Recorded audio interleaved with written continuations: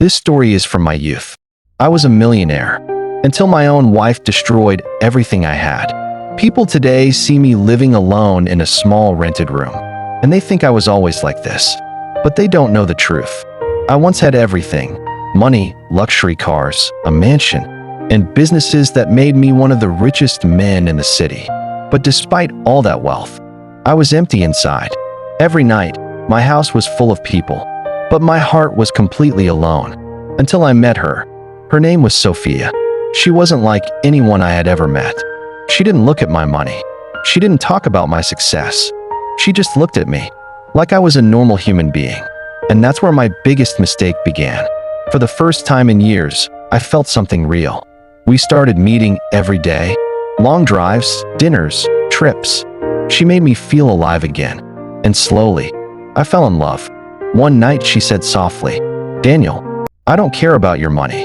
I care about you." Those words broke my guard completely. I trusted her with everything. A few months later, we got married. It was a grand wedding. Lights, music, guests, cameras everywhere. Everyone said we were the perfect couple. And for a while, I believed it too. The first year felt like a dream. We traveled the world together. Paris, Dubai, Switzerland.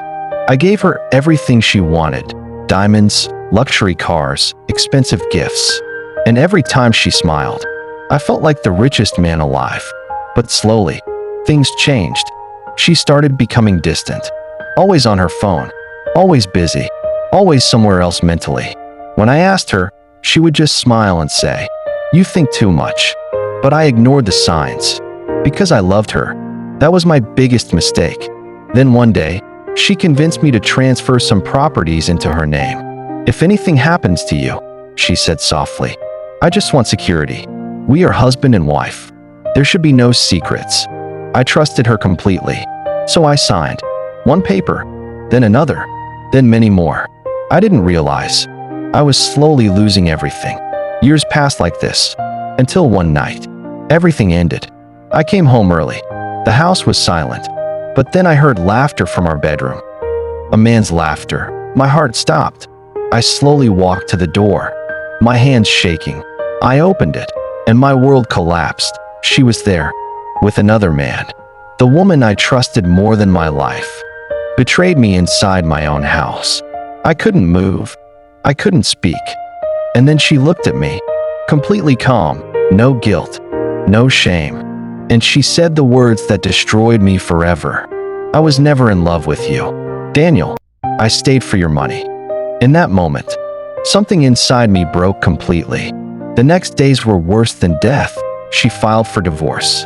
And because everything was already in her control, I lost almost all my wealth. The mansion?